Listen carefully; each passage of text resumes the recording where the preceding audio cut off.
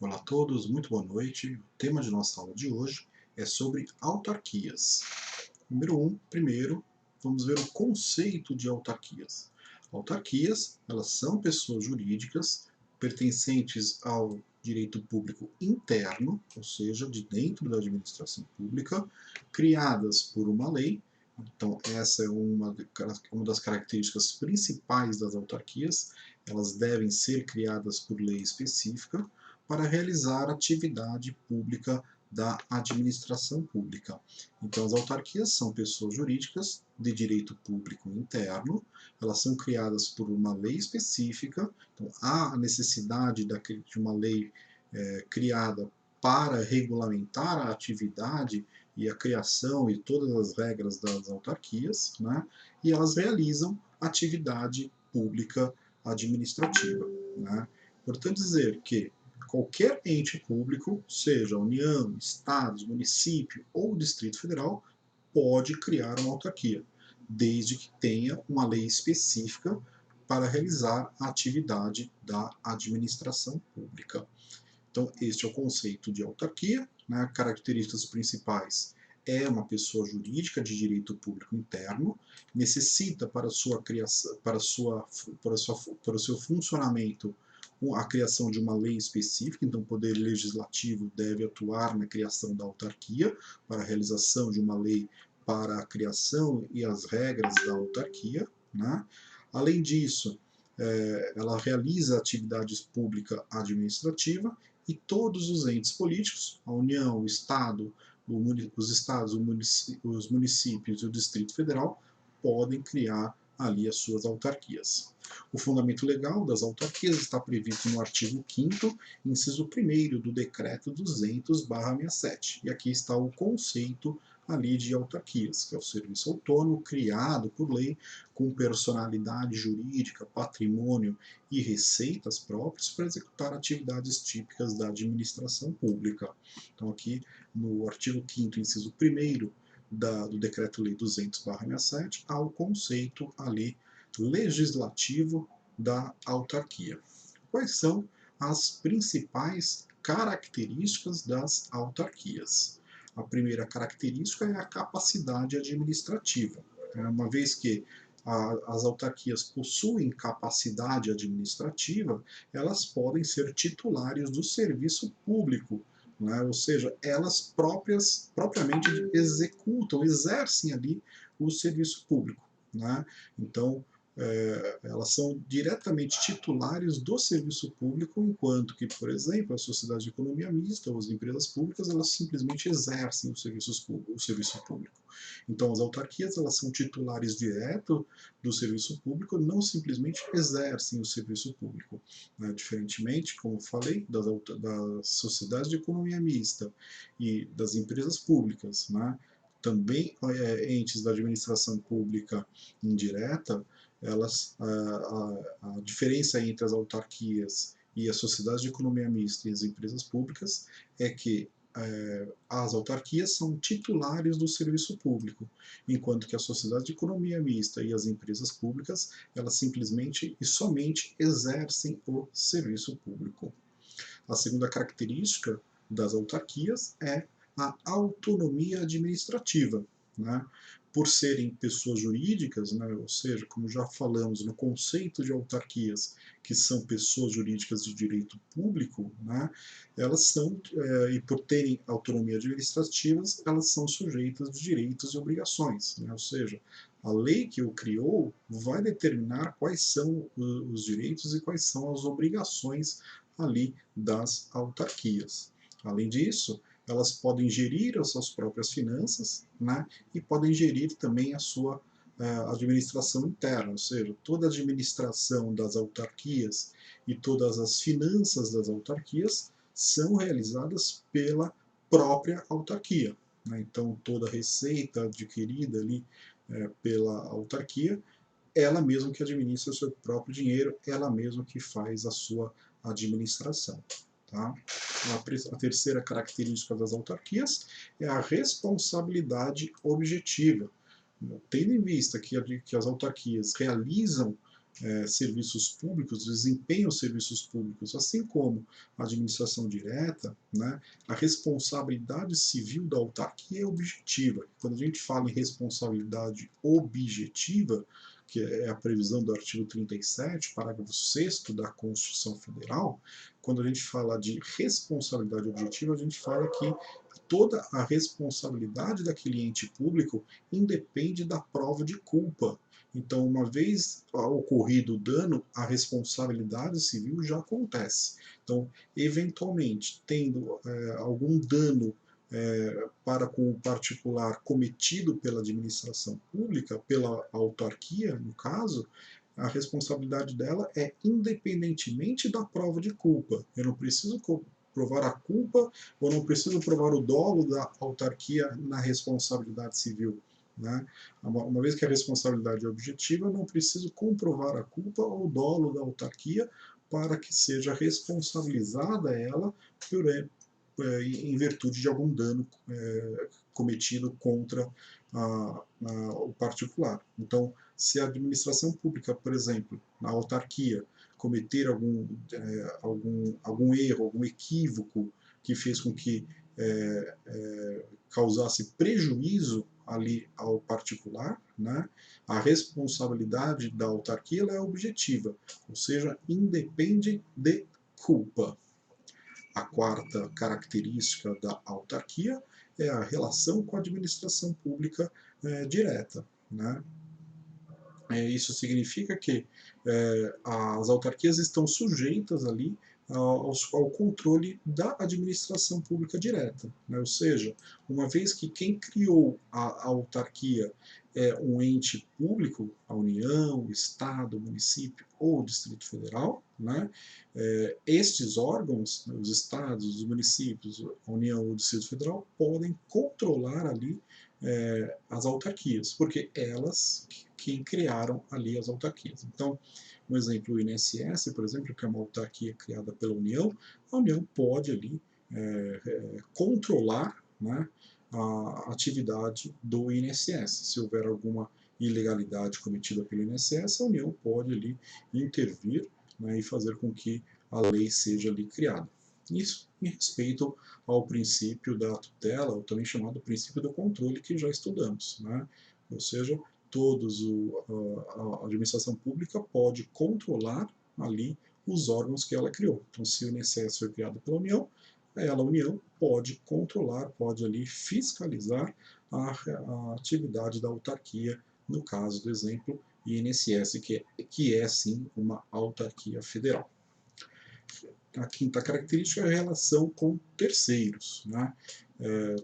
Com as prerrogativas administrativas do Estado, elas se transmitem também às autarquias, né? Elas podem ali, autarquias, por ter também capacidade administrativa, elas podem realizar contratos administrativos. E se ela pode realizar contratos administrativos, a autarquia pode também realizar licitação, que é a sexta característica. Então, a quinta e a sexta característica estão ali relacionados. Tendo em vista que a capacidade administrativa da autarquia, ela pode ali realizar, ela pode ser parte contratante em um contrato administrativo, por exemplo, né? Como, por exemplo, fornecimento de mão de obra, né? Ou fornecimento, ou um contrato para que seja contratado funcionários terceirizados para limpeza da autarquia, né? Limpeza ali do INSS, por exemplo. Essa relação com terceiros é feita por intermédio de um contrato, na qual a autarquia, INSS, vai contratar uma empresa para a realização ali de da realização da mão de obra de limpeza ali das agências do INSS. E ela pode ali formalizar contratos administrativos com empresas particulares para prestação do serviço público. Isso ela pode celebrar contrato administrativo, a administração pública, a autarquia, melhor dizendo, pode realizar licitação pública.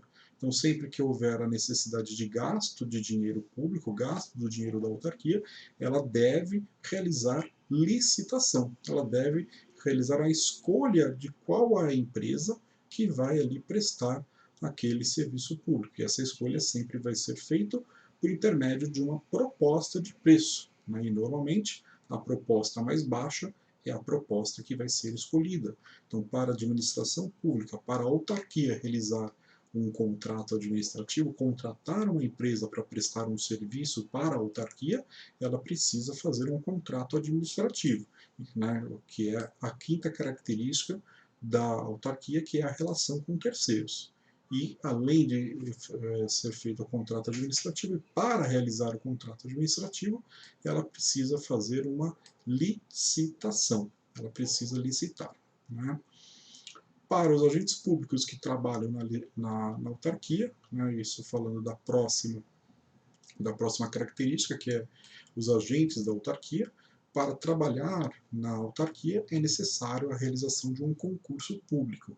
Então, todas as autarquias que realizam ali o serviço público, para contratar agentes para trabalhar para ela, para realizar as funções da autarquia, é necessário ali a seleção dos agentes públicos por intermédio de um concurso público, nos termos ali do que prevê o artigo 37 também da Constituição Federal.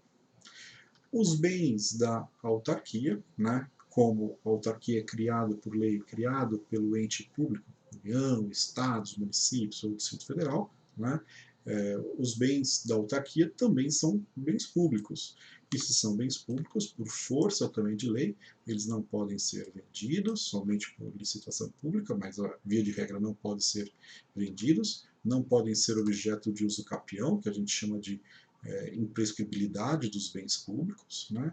E também não pode ser objeto de penhora, né? Então, os bens públicos têm essas três grandes características: a inalienabilidade, ou seja, eles não podem ser vendidos; a imprescritibilidade, ou seja, eles não podem ser objeto de uso capião; e também são impenhoráveis, não podem ser objeto de uma penhora, de um processo judicial na qual a autarquia eventualmente está sofrendo. Então, se a autarquia é ré em um processo, os bens da autarquia, os bens como por ser públicos, não podem ser objeto ali de penhora.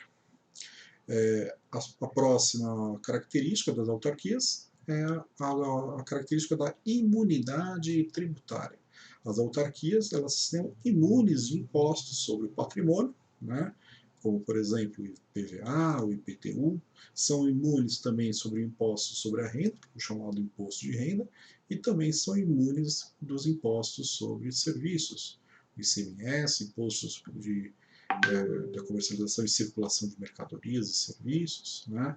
O ISS também, que é o imposto da prefeitura, cobrado pelos municípios. Então, as autarquias não pagam impostos sobre o patrimônio, impostos sobre a renda e impostos sobre os serviços. Isso está previsto lá no artigo 150, parágrafo 2º da Constituição Federal. Obviamente que essa imunidade tributária é para os bens ali, né, vinculados ali às finalidades da autarquia. Então, ou seja, os veículos da autarquia, eles possuem imunidade tributária; os prédios onde estão sediados ali as atividades da autarquia também são objeto ali de imunidade tributária. A última característica são chamadas prerrogativas processuais. As autarquias, elas possuem esses direitos em processos judiciais, né, por isso que a gente chama de prerrogativas processuais, sendo que elas possuem um prazo maior para se defenderem em ações judiciais, né, que é um prazo em quádruplo para contestar ações judiciais, e também em dobro para apresentar recursos, né? Então, todas as ações na qual as autarquias são réis, elas têm prazo em quádruplo para apresentar a sua defesa e em dobro para apresentar os seus recursos. Além disso, todas as ações que são ajuizadas contra as autarquias, elas possuem um prazo para serem ajuizadas de 5 anos, a chamada prazo prescricional quinquenal. Então, todas as ações contra as autarquias, né, elas podem ser ajuizadas neste prazo de 5 anos, que é a última característica das autarquias. Por último, para terminar o estudo de autarquias, vamos ver alguns exemplos de autarquias que muitos deles vocês já devem ter visto aí na televisão, nos jornais, eletrônicos, na internet, enfim. O primeiro que eu já citei é o INSS. O INSS é uma autarquia, chamada Instituto Nacional do Seguro Social. O INCRA, Instituto Nacional de Colonização e Reforma Agrária, também é um outro exemplo de autarquia. O IBAMA, também conhecido, Instituto Brasileiro do Meio Ambiente e dos Recursos Naturais Renováveis, também é uma autarquia. O Banco Central do Brasil, o Bacen, é um outro exemplo de autarquia. A USP, Universidade de São Paulo, também. A OAB, Ordem dos Advogados do Brasil, também é um exemplo de autarquia. O Centro Paulo Souza também é um outro exemplo de autarquia estadual aqui de São Paulo. Então, com isso aqui, encerramos aí o estudo das autarquias. Continuando com outro tema, agências executivas. O que são as agências executivas? Todas as agências executivas é um tipo de autarquia, tá? Então é uma denominação também de autarquia, né? Integrantes da administração pública federal, e elas são criadas por iniciativa do Ministério Supervisor e também com anuência, obviamente, do Ministério da Administração. Né? As agências executivas, né, para funcionar, elas precisam celebrar o que a gente chama contrato de gestão com o próprio ente público ao qual ela está vinculada. Então, se eu vou criar uma agência executiva, por exemplo, né, vinculada à administração pública estadual, há um contrato entre a agência executiva e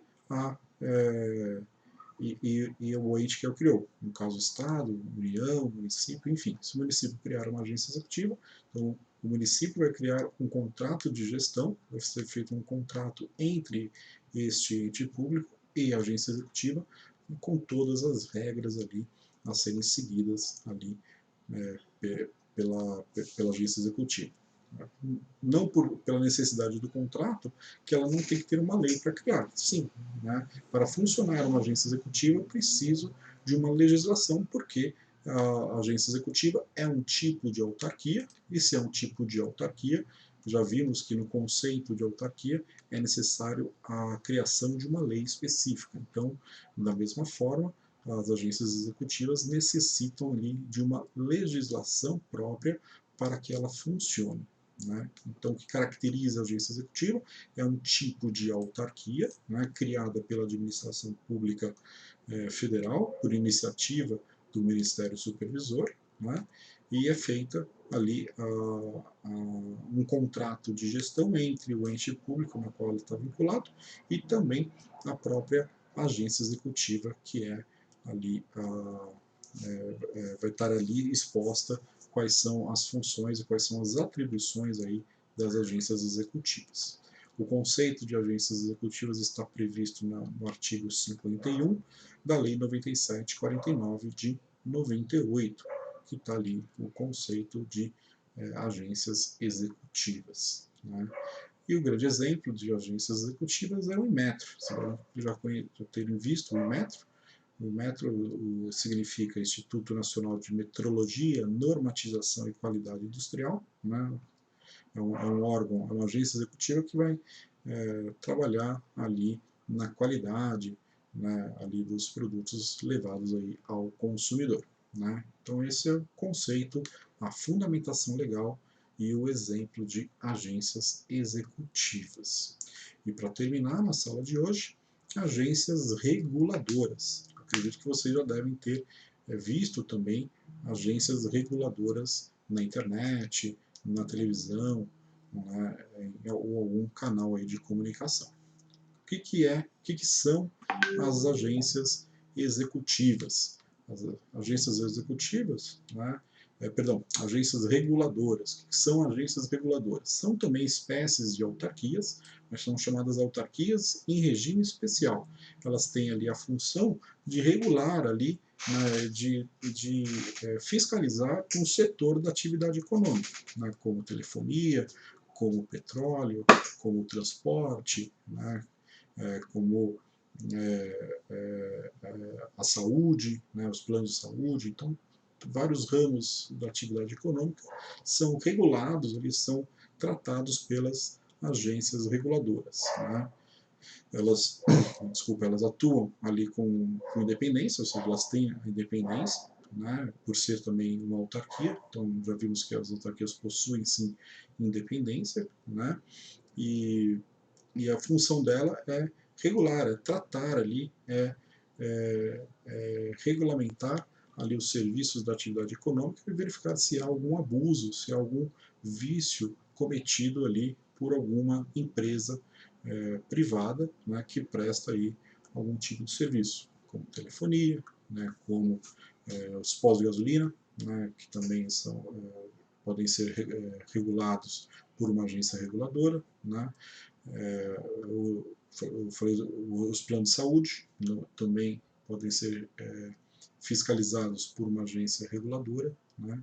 Então, agências reguladoras são autarquias que funcionam aí como órgão fiscalizador, né, como órgão para verificar se há alguma irregularidade cometida por alguma das atividades econômicas, né. Então, como principais atribuições das agências reguladoras, né, como o próprio nome diz, é regulamentar ali os serviços, né.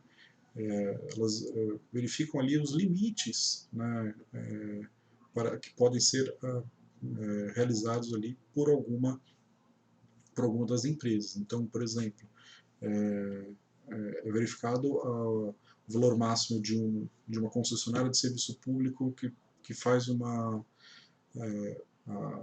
a Enel, que faz a distribuição de energia em São Paulo, né? Se há algum abuso no valor da tarifa, quem faz essa regulamentação é a agência reguladora. Um aumento desenfreado do preço dos combustíveis. Quem faz esta regulamentação é também uma agência reguladora. Aumento no preço dos planos de celular ou de internet. Também há uma agência reguladora que faz essa regulamentação. Então, essa é a função aí das agências reguladoras. A previsão das agências reguladoras está na Constituição Federal. No artigo 21, inciso 11 da Constituição Federal, fala dos órgãos reguladores, falam daí das agências reguladoras. Então, as principais atribuições das agências reguladoras é regulamentar os serviços, né? Ela também pode realizar licitação, pode celebrar contrato de concessão ou contrato de permissão.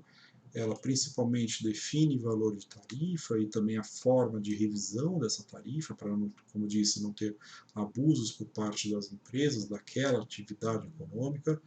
Pode aplicar ali punições, o que a gente chama de sanção, né? Ela também funciona como uma ouvidoria do consumidor, né, e do particular que eventualmente está sofrendo alguma irregularidade por uma empresa de alguma atividade econômica, né, e também recebe ali as reclamações ali dos consumidores, né.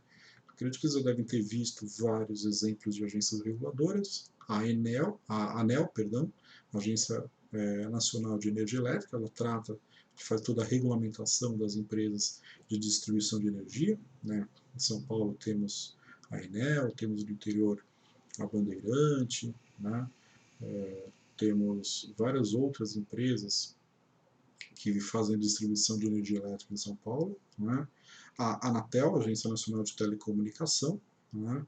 Então, trata da regulamentação das empresas de telefonia e de serviços de internet, como a Vivo, como a Claro, como a TIM, como a Oi, enfim, todas essas, né? A parte dos postos de gasolina, né? A ANP, Agência Nacional do Petróleo, né? Temos a ANS também, Agência Nacional de Saúde, né? Então temos inúmeras inúmeras agências reguladoras que trata ali que tem essas atribuições aí de regular, de coibir abusos, né? De receber reclamações das pessoas, dos usuários, aí, por alguma infração cometida por uma empresa que desenvolve uma atividade econômica ali à população, né? Então, esses são alguns exemplos. A ANEEL, a Agência Nacional de Energia Elétrica, ela tem uma lei específica, como é uma autarquia, ela é criada por uma lei, e no caso da ANEEL é a Lei 9427 de 96. A Anatel, ela foi criada em 97 por intermédio da Lei 9472 de 1997, e a Agência Nacional do Petróleo, a ANP, foi criada em 99 pela Lei 9478 de 99. São alguns exemplos de agências reguladoras. O que caracteriza a agência reguladora, né, é essa função de regular o setor específico da atividade econômica, né, faz essa parte de fiscalização ali também da, da, das, da atuação das empresas que realizam alguma atividade econômica em prol da população, para coibir abusos, coibir ali irregularidades cometidas por essas empresas. Tá? Então, essa é a diferença entre agências reguladoras e agências executivas. As duas são autarquias, né? As agências executivas, elas fazem esse contrato de gestão, né? E as agências reguladoras, elas também são autarquias criadas por lei, mas elas fazem a regulação ali de um setor da atividade econômica. Cada agência reguladora trata de um setor da atividade econômica. Como eu falei, energia elétrica, telecomunicações, petróleo, saúde e assim por diante. Com isso, então, terminamos a aula de hoje. Vimos o conceito de autarquias, né? Vimos também o conceito de agências executivas e agências reguladoras nesta apostila 7. Gostaria de pedir a todos que sempre frequentem as aulas no Microsoft Teams, compareçam às aulas para resposta aos questionamentos, né, e também para esclarecimentos de eventuais dúvidas que vocês possam ter sobre a matéria debatida em aula. Estou sempre à disposição, né, e nos vemos numa próxima oportunidade. Boa noite.